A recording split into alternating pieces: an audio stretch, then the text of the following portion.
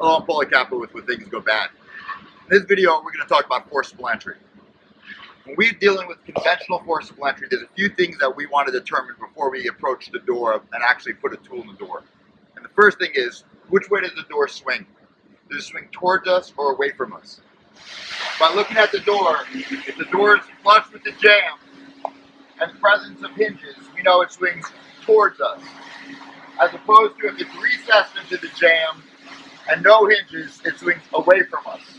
After we determine that the door swings towards us, that means that I'm primarily going to use my adze to force this door as opposed to my forks. Never always, but I like using my adze for quite a few reasons on doors that swing towards. The next thing is I want to determine the makeup of the door and jamb. Is it a metal door on a metal jamb, or in this case a wood door on a wood jamb? Or do I have a wood jamb when dealing with the wood door? It tells me a lot. If I have a wood jamb, then I'm not ruling out a baseball swing on this, even if it's an exterior door, where I take my pick, I go through my jamb into my door, and I can possibly force my door with a baseball swing. With a metal jamb, I'm unable to do that.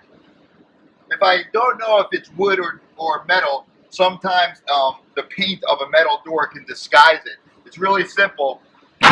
If you drive your pick in the door and give a little peel, I know it's wood.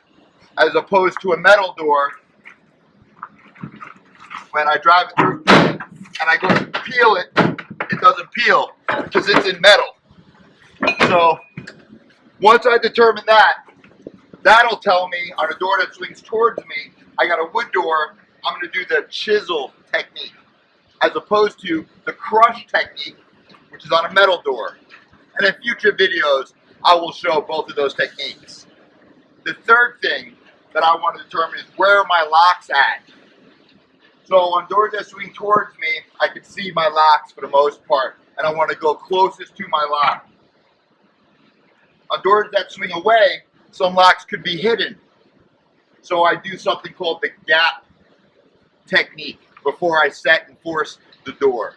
And we'll show you that on doors that swing away from us. So that is the 3 steps of size up before we force the door. Which way does the door swing, the makeup of the door and jamb, and then where are my locks at so I know I can place my tool. Each determination has an appropriate response, so they all mean something. Stay tuned for next video where we actually force this door with the one-man chisel technique.